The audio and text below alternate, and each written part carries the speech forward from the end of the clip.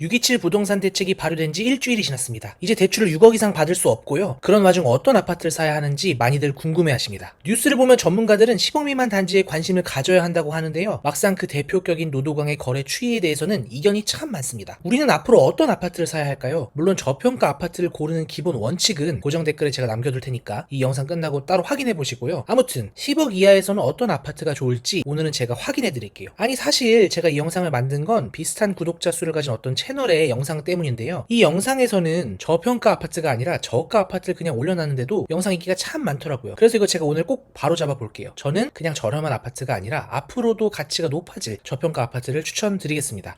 그리고 영상 맨 마지막에 제가 10억 이하 아파트를 고르는 절대 원칙도 담아뒀거든요. 그래서 그거 꼭 확인해 보세요. 첫 번째 아파트는 월계 동신입니다. 월계 동신은 기본적으로 주변의 개선이 확정되어 있어서요. 앞으로 균질성이 매우 높아질 단지입니다. 당장 첫 번째 화면에서 확인하실 수 있는 것처럼 미미삼이라고 불리는 그 아파트의 변신도 기대가 되고요. 광운대 역세권 재개발 사업도 있고 우리 이미 많이 들어보셨을 서울원 아이파크가 들어오는 것도 예정이 되어 있습니다. 그리고 심지어 위치도 굉장히 좋아요. 석계역까지는 8분이면 이동을 할 수가 있는 아주 좋은 위치를 가지고 있습니다. 그리고 이 아파트는 현재 재건축이 많이 추진이 되어 있고요. 관리 처분 인가 단계에 와 있기 때문에 당장 앞으로 어떤 기대감들이 많이 높아져 있는 상태입니다. 약간 화면을 살짝 옮겨서 확인해보면 아래쪽으로는 너무 유명한 단지죠. 장의자이 레디언트를 마주하고 있고요. 뿐만 아니라 푸르지오 라디우스 파크라는 새로운 단지도 근처에 있다는 걸 확인해 보실 수 있습니다. 그만큼 이 지역은 완전한 변신이 예정이 되어 있기 때문에 기대를 가지고 살펴보셔도 좋을 것 같습니다. 초등학교는 약간 멀리 있어서 아쉽다고 하실 수도 있는데요. 저도 최근에 알게 된 건데 재건축할 때 초등학교가 너무 가까이 있으면 일조권 문제 때문에 분쟁이 많아진다고 하니까 이건 오히려 좋다고 생각하시면 좋겠습니다. 그리고 월계동신이 많이 관청까지 나가 있다는 거 모두 알고 계시지만 선뜻 손이 나가지 않았던 이유가 내부의 어떤 조합 갈등 때문이었는데요. 최근에 이 문제가 해결이 됐기 때문에 앞으로 더 큰 속도를 낼 수 있을 것 같으니까 꼭 살펴보시면 좋겠습니다. 그리고 무엇보다 20평대 가격이 6억 초반대인데 9평을 받으려면 3, 4억 정도만 내면 되는 아주 사업성이 좋은 상황이기 때문에 너무 걱정하지 않고 이 단지는 살펴보셔도 좋을 것 같습니다. 두 번째 단지는 도남 삼성입니다. 이 단지는 기름 뉴타운에 들어가고 싶지만 예산이 약간 부족한 분들을 위해서 최고의 선택이 될 수 있는 단지입니다. 기름역으로부터의 거리도 아주 가깝기 때문에 역세권이라 볼 수 있고요. 기름 뉴타운이랑 그렇게 멀지 않기 때문에 어떤 이들의 인프라를 간접적으로 활용할 수 있고 심지어 주변 지역의 개선도 약속이 되어 있습니다. 북쪽으로도 사업시행 인가나 관처에 들어가 있는 재개발 지구가 많고요. 바로 왼쪽에도 도남 6구역이나 동선 제2구역이 있기 때문에 이 지역도 균질성이 확실히 개선될 것으로 예상할 수 있습니다. 또 약간 특이한 점이 있긴 해요. 여기가 사실은 2000세대가 넘는 대단지인데 700세대 이상이 재개발 임대 아파트고요. 근데 얘네들이 이제 표시를 아예 그냥 1278세대만 존재하는 것처럼 표기를 해놨더라고요. 이게 참 특이한 점입니다. 끝동인 108동 109동이 아마 임대 아파트일 거고요. 거기는 아예 페인트도 다릅니다. SH 로고가 박혀있는 걸로 알고 있습니다. 그리고 이 단지가 또 편안한 점은 사실 이제 갭 투자도 어렵기 때문에 우리가 실거주를 해야 되잖아요. 근데 보통 이런 단지들이 주차가 어려울까봐 걱정을 많이 하시는데 이 단지는 주차가 아주 쉽습니다. 그리고 또 언덕이 높아서 많이 걱정을 하시는데 우리 20평대를 보는 분들이 많이 제 채널 시청하고 계시잖아요. 근데 20평대가 오히려 낮은 지대에 있어가지고 좋은 점이 있습니다. 아쉬운 점은 이제 주차장 문제인데요. 기본적으로 주차장이 연결이 안 된 거는 아쉽고 다만 이제 101동의 경우에는 지하 주차장도 아예 없는 상태여서요. 이제 다른 동의 지하 주차장을 이용해야 할 수 있습니다. 아무튼 그치만 전체적으로 세대수당 그 주차 공간은 충분하다는 거 알아두시면 좋겠습니다. 또 자세히 살펴보면 기름 뉴타운의 가격이랑 여기 가격이랑 비교를 해보면 가격 차이가 상당히 크거든요. 그리고 20평대를 어쨌거나 6억대에 접근할 수 있고 만약에 하락세가 발생한다면 어쨌거나 6억 근처에서 즐길 수 있는 단지이기 때문에 충분히 관심을 가지셔도 좋을 것 같습니다. 또 이 단지의 특이한 점은 아까 말씀드린 것처럼 이제 20평대는 101동 언덕 아래에 몰려있고 그 다음 이게 성북구에 삼성물산이 처음 지은 아파트래요. 그래서 보통은 삼성 아파트들이 레미안을 달기 위해서 되게 많은 노력을 해야 되는데 여긴 삼성물산이 먼저 레미안으로 바꾸라고 제안을 줬다고 합니다. 그리고 이제 20평대 기준으로 서향은 내부순환로 뷰고요. 동향은 개운산 뷰라고 해서 시티뷰랑 자연뷰를 둘 다 즐길 수 있다는 거는 참고하시면 좋겠습니다. 세 번째 단지는 재기한신입니다. 이 단지의 경우도 비슷한 맥락에 있습니다. 기본적으로 이 단지를 둘러싸고 있는 재개발 구역들의 진행 속도가 아주 빠르고요. 그래서 이 지역들도 균질성을 아주 갖추기에 유리한 곳이라고 보시면 좋겠습니다. 심지어 고려대역이랑 현재 7분 정도 거리에 있는데 여기 이제 동북선이 또 추가가 될 거잖아요. 그래서 어쨌거나 환경이 계속 개선될 거라고 기대하실 수 있는 단지입니다. 또 이런 단지들 항상 걱정하시는 게 주차 수인데 여기도 주차는 전혀 문제가 없습니다. 주차하고서 이제 연결이 안 된 부분에 대해서 아쉬움도 있고 어떤 동별로 편중되는 부분이 있다 합니다만 그래도 여기는 크게 걱정할 필요가 없어서 아무래도 지금 이제 갭 투자보다는 실거주를 하면서 개선을 기대해야 하는 트렌드가 생겼기 때문에 그러기에는 충분한 단지라고 볼 수 있습니다. 목자들은 여기 용적률이 너무 높기 때문에 이 단지 자체가 나아질 수는 없다라는 걱정을 많이들 하시는데요. 주변 환경이 많이 개선되고 개선된 곳에서의 아파트 가격이 크게 오른다고 하면 리모델링이라도 생각을 할 수는 있는 부분이니까 너무 걱정하실 문제는 아니라고 생각하고요. 그리고 이런 단지 사셔서 저희 구독자분들은 끝까지 가실 게 아니잖아요. 나중에 어차피 갈아타기 하실 거기 때문에 갈아 갈아타기에 충분한 환금성만 나온다면 저는 이런 곳에 거주하시는 거 전혀 문제 없다고 생각합니다. 아까 말씀드린 것처럼 동북선이 생기면 왕십리 접근성이 높아지고요. 왕십리 접근성이 높아진다는 건 2호선 타고 또 이동하기 쉬워진다는 거니까 나쁘지 않다고 보시면 좋겠습니다. 물론 지금도 신당역 가서 환승하면 되니까 또 문제가 되는 건 아니고요. 그리고 여기 또 좋은 점은 앞에 두 곳은 20평대가 방이 2개밖에 없었는데 여긴 방이 3개나 되기 때문에 또 유리한 점이 있습니다. 가격도 9억 미만에 잘 형성이 되어 있고요. 그리고 거래 추이도 보시면 아시겠지만 그렇게 나쁘지가 않아요. 그래서 앞으로도 만약에 상승세가 다시 만들어졌을 때 상승 동력을 잘 받아서 움직일 수 있다고 확신합니다. 자, 그래서 마지막 정리입니다. 아까 약속드린 것처럼 10억 미만의 아파트를 고를 때 꼭 챙겨야 하는 절대 원칙이에요. 앞으로 아파트를 보실 때에는 우리가 이걸 생각해야 됩니다. 상대적으로 저렴한 가격의 단지에 들어가야 되고요. 그래서 거주 환경이 조금 아쉬울 수 있습니다. 하지만 갭 투자를 하기 어려운 환경이기 때문에 우리가 살기에 무난해야 되거든요. 그리고 무난하다는 거는 계속 살기보다는 갈아타기가 필요하다는 거니까 환금성 측면에서 유리한 점이 있어야 되고요. 그리고 혹시나 내가 갈아타기 못할 수도 있기 때문에 이 단지와 주변 환경이 개선된다는 것이 약속되어야 합니다. 그래서 제가 이렇게 5가지 정리를 했어요. 첫 번째, 같은 가격대에서 차별적 경쟁력이 있는 단지. 월계 동신처럼 재건축이 약속이 되어 있다든지, 호남 삼성처럼 주변 환경 개선도 약속이 되어 있고 이미 살고 싶은 뉴타운 근처에 자리 잡고 있는 환경이 있다든지, 아니면